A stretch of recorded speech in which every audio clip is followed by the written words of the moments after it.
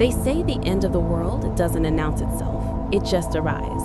No sirens, no warnings, just a flash, and then silence. But one man refuses to leave his survival to chance.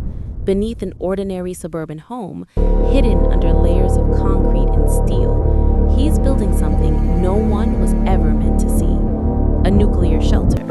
And the deeper he digs, the more unsettling the question becomes. Is he paranoid, or is he the only one paying attention?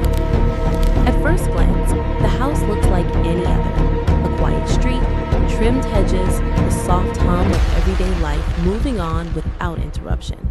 But beneath the surface, something extraordinary is taking shape. Every night after the neighborhood goes still, he descends below his home, past the wooden floors, past the concrete foundation, into a world he's carving out with his own hands. A bunker.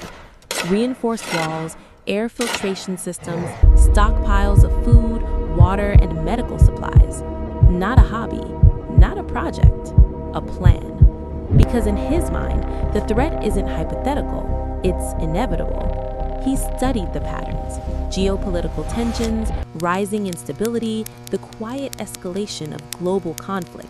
To him, the signs aren't subtle, they're warnings.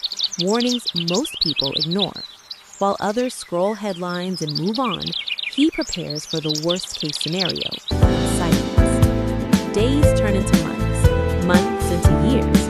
The bunker grows deeper, stronger, more complex. It's such a beautiful But so evening does for the a cost. walk. The weight The of leaves look secrecy incredible begins to in this press light. in. Friends notice he's distant. Family questions his obsession. The isolation becomes part of the build. Because how do you explain something like this? How do you tell people you're preparing for the end of everything they believe is stable? For him, it's not fear driving the work, it's control. In a world that feels increasingly unpredictable, this bunker is the one place where variables can be managed, where survival isn't left to luck.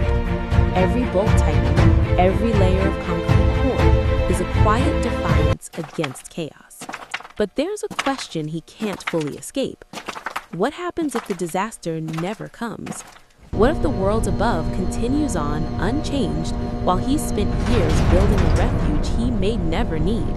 Or worse, what if it does come, and this underground sanctuary becomes the last barrier between life and extinction? Down there, in the dim light of reinforced steel walls, the line between preparation and obsession begins to blur. Because survival isn't just about enduring the blast, it's about enduring what comes after. Isolation, silence, the weight of knowing the world above may be gone. And still, he keeps building, because for him, the risk of doing nothing is far greater than the cost of being wrong.